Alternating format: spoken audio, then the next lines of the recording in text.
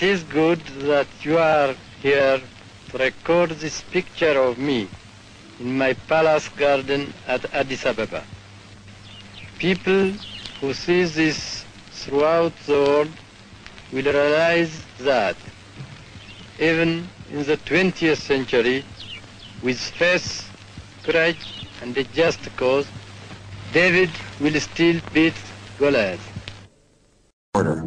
We have before us the opportunity to forge for ourselves and for future generations a new world order, a world where the rule of law, not the law of the jungle, governs the conduct of nations.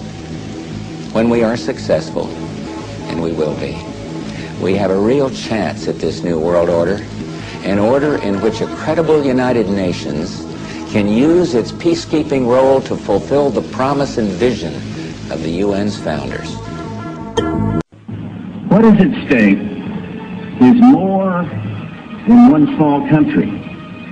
It is a big idea, a new world order, where diverse nations are drawn together in common cause to achieve the universal aspirations of mankind: peace and security, freedom, and the rule of law.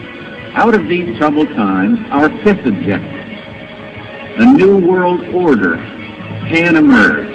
Now we can see a new world coming into view. A world in which there is a very real prospect of a new world order. The Council on Foreign Relations, known as the CFR, an organization publicly sworn to destroy American national sovereignty and usher in a tyrannical world police state, could not contain their glee on September 12th, the day after the tragic attack. They announced their New World Order. There is a chance for the President of the United States to use this disaster to carry out what his father, a phrase his father used, I think, only once, and hasn't been used since, and that is a new world order. In the attempt to form a so-called new world order. Remember, it took them between about 50 or so years, if you notice it, from 1941 to 1991. Because in 1991, September 11th, on Ethiopia's New Year Day, September 11th, 1941, George Herbert Bush, you understand, he basically announced the New World Order. You understand? He announced a New World Order. What is this New World Order? See, it took them about 50 years to reel from that blow. So it's like the King of Kings. What did the Bible says? That unless these days be shortened, none would be saved. Not even the very elect. Unless he shortened these days. You understand? Because of the very elect, you understand, might be destroyed. You understand? So these days had been shortened, and that's why we're living right now in such a short space of time, where it seems like everything is just going on light speed. You know, I mean, even faster than light. But yeah, I just wanted to touch on that right there. Yeah, they haven't even become familiar with it. I want them to get a chance to become familiar. If they're interested, they can go look things up for themselves, and then we can have a real dialogue, a real conversation, a real discussion. People can bring in evidence and facts that they know. We can bring evidence and facts to the table, and it can really grow, instead of everyone more or less just dependent on, like, okay, well, this is my take on it. You know, I have my own take on it, but this is the evidence. His Imperial Majesty identified, you understand, the New World Order. You understand? He pointed out the New World Order. He warned, you understand, the world of the New World Order. But like his warning, you understand, to the League of Nations, this warning also, unfortunately, has been avoided. But what's interesting is that the little bit of his teaching that has seeped out into the world, like through Bob Marley's Until the Philosophy, is picked up by everybody. You understand? Everybody uses this. You understand? It gives them inspiration against the powers that be. That very same speech and word sound of His Imperial Majesty that Bob Marley made into a song. That right there is the inspiration for this present generation. But because they denied more of the teachings of His Imperial Majesty, and they lied and His Imperial Majesty is slandered in their minds and their perception, You understand? You know, they call him reforming. They call him as the Imperial Master reforming monarch and a feudal despot. How can you be both of those? You understand? How can you be both of those? It's like both a good man and a bad man. Well, somebody is double-minded. You understand? Somebody is lying about this. You know, he's a reforming monarch on one hand, and then on the next hand, he's a feudal despot.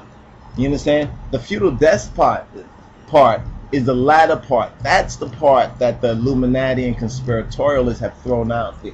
That's the poison that they've inserted into the memory of the world concerning his Imperial Majesty. That's the lie right there.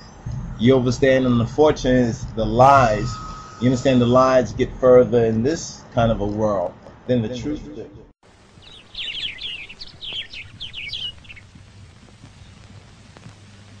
It is good that you are here to record this picture of me in my palace garden at Addis Ababa. People who see this throughout the world will realize that even in the 20th century, with faith, courage, and a just cause, David will still beat Goliath. In which a credible... What is at stake is more than one small country. It is a big idea, a new world order. What is at stake is more than one small country. What is at stake is more than one small country.